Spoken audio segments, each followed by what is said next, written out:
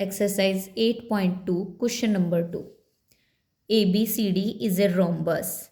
This is B part. ABCD is a rhombus. ABCD is a rhombus and PQRS are the midpoint of side. PQRS are the midpoint. AB का midpoint P, BC का midpoint Q, DC का midpoint R and DA का midpoint S.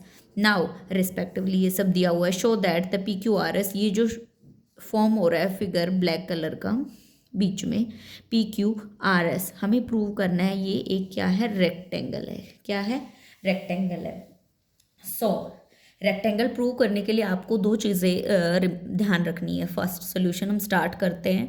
To prove that PQRS is a rectangle, इस PQRS को एक rectangle prove करने के लिए हमें तो दो चीज़ें जो हैं वो प्रूव करनी होंगी. फर्स्ट शो करनी होंगी, that means PQRS is a parallelogram, कि ये जो फिगर बन रहा है वो PQRS ये एक पैरेललोग्राम बन रहा है. And second thing, one of the angle is 90 degree, कि इसका एक एंगल, कोई भी एक एंगल, चाहे वो ये, चाहे ये, चाहे ये, चाहे ये, किसी एक एंगल को, ओनली वन एंगल को हमें 90 डिग्री शो करना. अगर ये दो कंडीशन हम फुलफिल कर देते हैं, दैट मीन्स इस फिगर को हम PQRS को हम रेक्टेंगल प्रूव हो जाएगा. Now we are taking construction में हम क्या करेंगे, A to C ज्वाइन कर लेंगे, एक डायगोनल ज्वाइन कर लेंगे. A से C तक हम एक डायगोनल ड्रॉ कर देंगे डॉटेड लाइन से. ठीक है. Now in triangle DAC that means this yellow triangle, shaded yellow triangle. S and R the midpoint of DA and DC. S midpoint है DA का एंड R midpoint है DC का. आपको ऑलरेडी दिख रहा है क्वेश्चन में. Now SR is parallel to AC, हमें शो हो रहा है कि ये जो SR है वो AC लाइन के बिल्कुल पैरेलल है. अगर हम इस वाले ट्रायंगल को हाइड कर लेते हैं, इस वाले ट्रायंगल को किसी भी पेपर से अगर हम हाइड कर लेते हैं तो हमें क्या मिलेगा कि ये वाला जो ट्रायंगल है येलो वाला बचेगा. इसमें SR जो है वो AC को के बिल्कुल पैरेलल है. अब हम मिड पॉइंट थ्योरम अप्लाई कर सकते हैं इस पे. SR is equal to half of AC, की ये जो SR लाइन है वो AC के हाफ के इक्वल है. By using mid point theorem का यूज करते हुए हमने इसको नेम दे दिया equation 1. Now similarly PQ is parallel to AC. Similarly हमने ट्रायंगल लिया ABC ट्रायंगल लिया. ABC ट्रायंगल दैट मीन्स ये green shaded triangle. Same green shaded triangle में हम क्या कहेंगे कि जो PQ है, PQ is parallel to AC. This PQ line is parallel to AC, इस AC के पैरेलल है.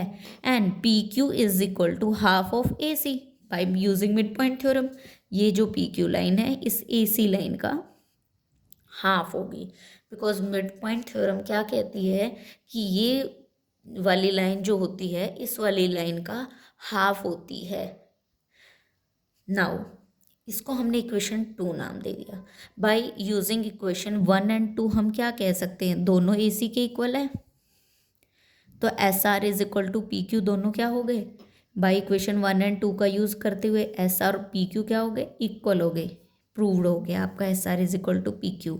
जब SR PQ हमारा इक्वल है, then PQRS is a parallelogram, क्योंकि पैरेललोग्राम की सामने की साइड पैरेलल होती हैं और इक्वल होती है. अगर ये इक्वल है दैट मीन्स पैरेलल भी है.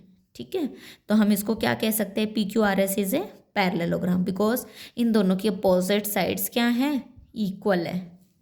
Now ABCD is a rhombus.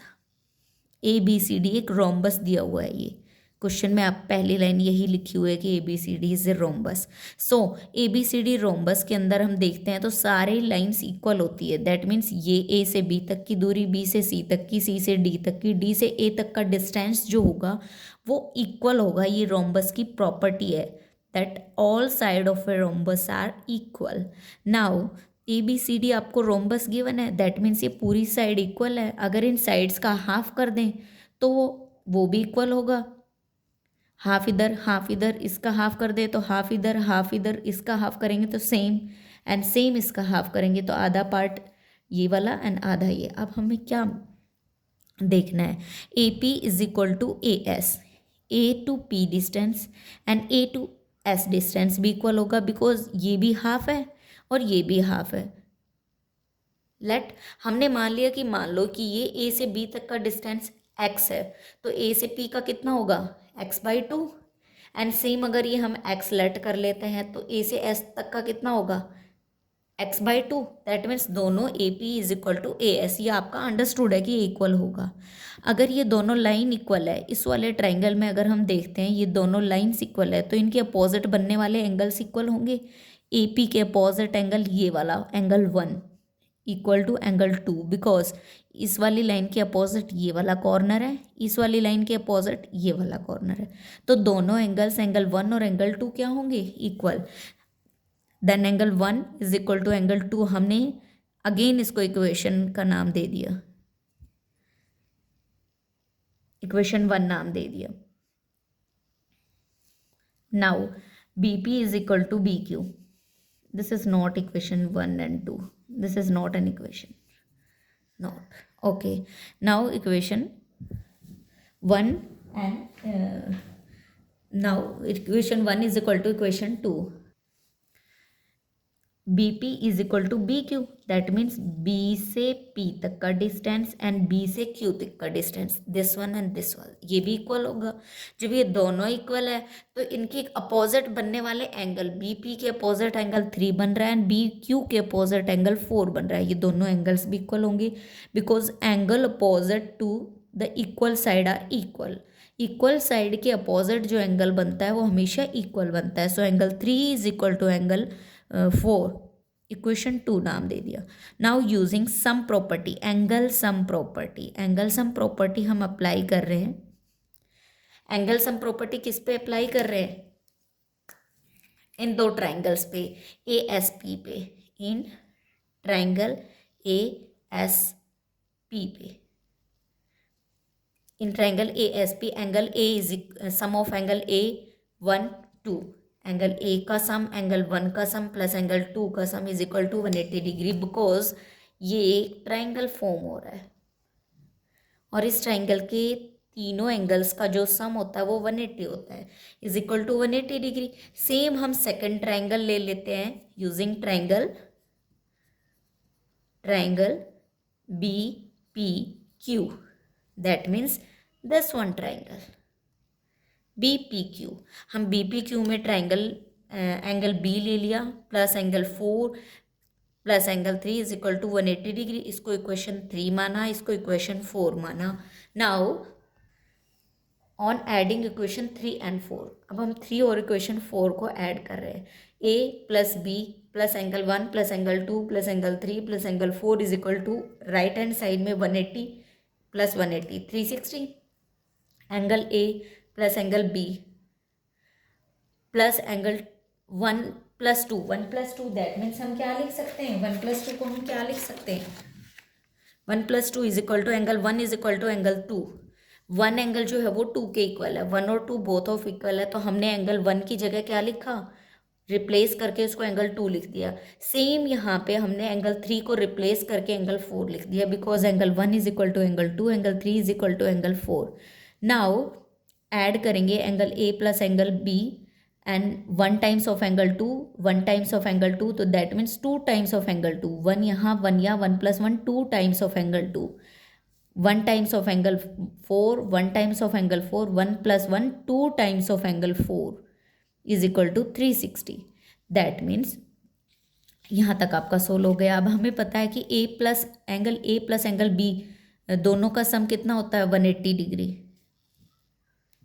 Angle A plus angle B is equal to 180 degree, because A plus angle B is equal to 180 degree, 360 का हाफ हो गया, and 2 of angle, these 2 angles का sum 180 and these 2 angles का sum also 180, these 2 angles का sum 180 and in these 2 angles का sum 180। now a plus b is equal to 180, 2 times of angle 2 plus 2 times of angle 4 is equal to 180। ये 2 यहाँ पे हम common ले लेंगे, 2 is common here, angle 2 plus angle 4 is equal to 180 degree. In next step angle 2 plus angle 4 यही रहेगा, ये 2 multiply से यहाँ के डिवाइड में कन्वर्ट हो जाएगा। After that 2 times of angle 2, sorry after that angle 2 plus angle 4 is equal to 90 degree. Equation 5 आ गई। Now A B is a straight line, A to B,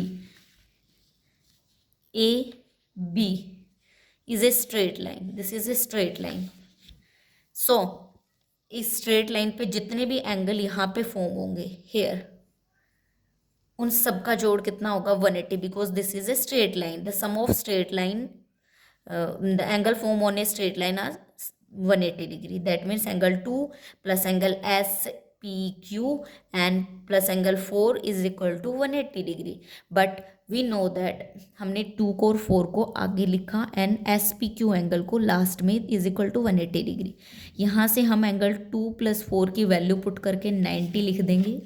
angle 2 plus 4 is equal to 90, इस दोनों 2 plus 4 की जगह हमने 90 लिखा।